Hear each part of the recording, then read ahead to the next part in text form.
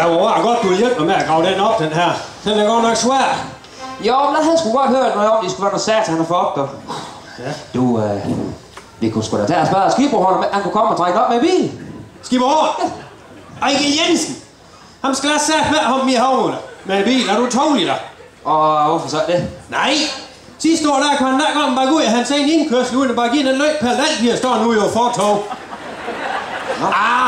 Jeg ved så, fordi det kan godt være, at han har lidt for travlt med at give, at den der dame, der gik lidt længere ned af fortog. Ja, det kan selvfølgelig være.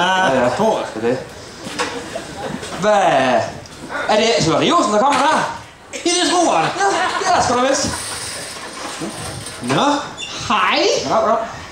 Hold da op, det er en opgave, I kom på, den der. Ja. Det satte mig noget, der giver sved over panden der. Ja, det kan jeg da godt forstå. Nå, så du er begyndt at gå rundt og slå græs med folk, eller hvad? Nej, det her det er faktisk bare en, jeg har lånt.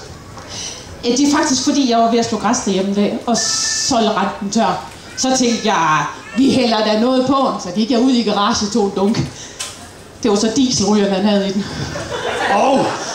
Det var ikke godt. Nej, det var faktisk slet ikke godt. Den røg helt vildt lige indtil den døde. Nå. Det var godt nok trøst. Ja, det var trøst. Men nu vil jeg hjem og slå græs med den her, og I må have god arbejdslyst. Jo, tak og i lige måde da. Tak. Nå. Du, nu vi er endnu det med benzin og diesel. Har du så hørt om det med Leon Thomsen? Leon Thomsen? Ja. Hvem er nu lige han er? Det er sgu da ham, man lavede om vores skole herom. Nå ja, det er dog ret. Hvad er med ham? Jo, han havde jo lavet en ret så hasarderet overhaling forbi Werner Damgaard herude, og hovedvej herude. Og da lærte han så køre nogle tanker op i tip lige for at få fyldt bil op. Så kører han lige af lige for at konfrontere ham med den her overhaling. Jo, men det er jo også godt nok lige at få en snak om sådan noget, for det er helt reelt. Nå, nej. Men det der er i, det er, at Leon han blev simpelthen så befippet over det her, han kom til at hælde benzin hos dieselbil over. Lige knap så heldig. Er det noget, det led til lærer? Muligvis. Det kunne jeg da høre, det gjorde Sandra Koch der over Piers bil. Men så var det noget med dengang til, fordi så kom bil jo værste. Og så Sandra dengang til de fundet ud af, at det var fordi, der kom benzin og dieselbil. Og så Sandra, det er jo konen, der har tanken. Ja.